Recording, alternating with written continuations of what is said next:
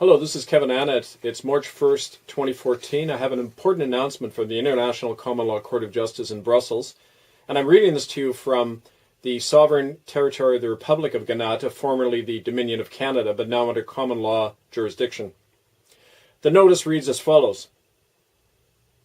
Let it be known from the office of the presiding magistrates of the court that based on an application brought before it by the office of the citizen prosecutor on February 10th, the court will, commencing in 30 days, begin litigation proceedings against Jorge Bergoglio, so-called Pope Francis of the Roman Catholic Church, Adolfo Nicolas Pachon, the Secretary General of the Society of Jesus or the Jesuits, Justin Welby, the Archbishop of Canterbury, head of the Church of England, along with Elizabeth Windsor, and others involved in crimes against humanity.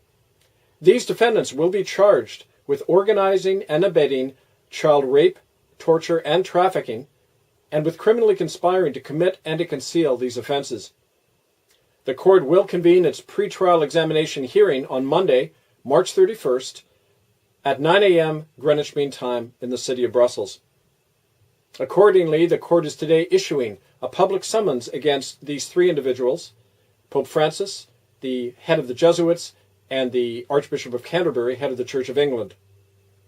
The summons requires that they appear before the pretrial hearing on March 31st, either personally or through their legal representatives. Now, their failure to appear will be interpreted by the court that they are not contesting the charges against them, and such a verdict will be issued into the court record. A copy of the summons is being delivered to all three of these individuals this week, and to other parties named in the suit. Now, anyone with evidence of child trafficking within the Catholic or the Anglican churches is urged to make a deposition to the office of the citizen prosecutor, and that office can be contacted through itccscentral@gmail.com. That's itccscentral@gmail.com. Now, prior to the commencement of this court case on March 31st, the Common Law Court and its affiliated bodies are asking all people of conscience in the world to gather in prayer and in silence on Sunday, March 30th, as a witness to the children who are dying today through this church-sponsored child trafficking network, and children who have died in the past at the hands of these same churches. Children like Albert Hance, aged 9, who was starved to death at the Church of England Anglican School, the St. George's School in Lytton, British Columbia.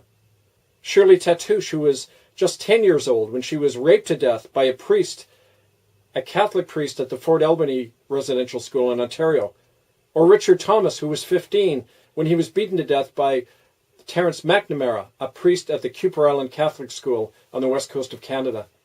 Now, all of these deaths happened and continue to happen because of this policy of crimen solicitanis, the formal policy in the Roman Catholic Church and now in the Church of England as well, whereby every priest and official is obligated to silence the victims of child rape, to not tell the police and to protect the perpetrator, and to commit this crime of cover-up and inhumanity. This regime will not be tolerated anymore, and the Common Law Court is pulling up that system at its roots by naming the institutions and the heads of these corporations responsible. We ask all of you to join us in prayer on March 30th and in action on March 31st. And stay tuned for more details at itccs.org. We thank you.